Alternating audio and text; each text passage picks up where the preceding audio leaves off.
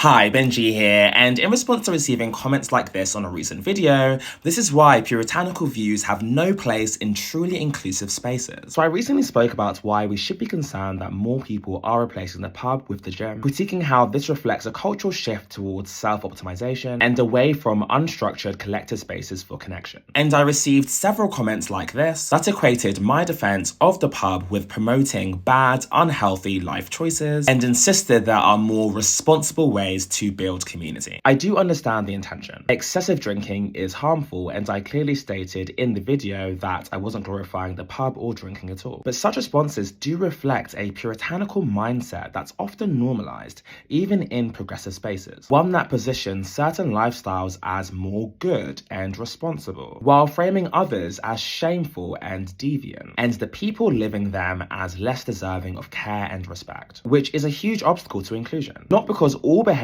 and lifestyles must be accepted or encouraged without critique, but because true inclusion means recognizing that everyone deserves dignity and care, whether or not they align with dominant ideals of health, control, and self-discipline. Puritanical attitudes often justify the pathologization and subjugation of whole communities, something I know all too well as a queer man. So many of the ways that we live, love, seek pleasure, and build community are often framed as unhealthy or seedy, simply because they challenge dominant norms. These biases shape how we're treated, how our challenges are perceived, and are often internalized, leading to shame, self-policing, and significant harm. Now, this doesn't mean ignoring harm at all. We absolutely should talk about risk, but we should do so through a harm reduction approach, one that centers safety, autonomy, and care, and values pleasure and the right to feel good without shame, that encourages people to prioritize safety by understanding risks, and meets them where they are with information, support, and empathy, not judgment. That's how we build communities rooted in connection and care, where people feel safe and able to live a life that's on their terms and also in the best interest of their well-being. Hope that helps. Bye.